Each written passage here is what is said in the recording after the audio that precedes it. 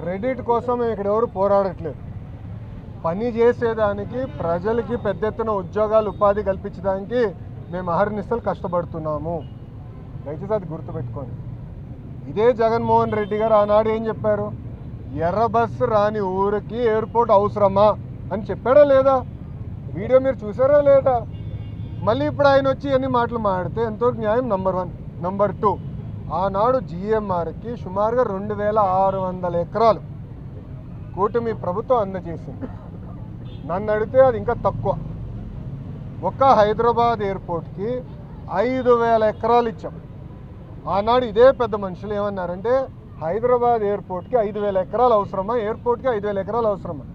ఈరోజు మీరు హైదరాబాద్ ఎయిర్పోర్ట్ చూడండి, అదే సమయంలో బెంగళూరు ఎయిర్పోర్ట్ చూడండి.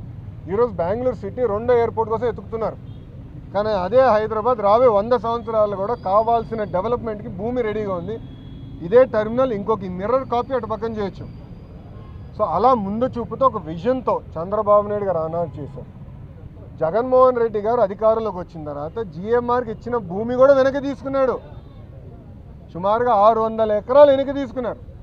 కూటమి ప్రభుత్వం తిరిగి వచ్చిన తర్వాత ఆ భూమి మళ్ళీ జిఎంఆర్కి తిరిగి ఇచ్చారు. ఎందుకు ఇచ్చారు మనం చెప్పాలి. కేవలం ఒక ఎయిర్పోర్ట్లో ఫ్లైట్లు ల్యాండ్ అవుతాము, ప్యాసింజర్స్ దిగుతాం, ప్యాసింజర్స్ ఎక్కి వెళ్ళిపోతాం కాదు.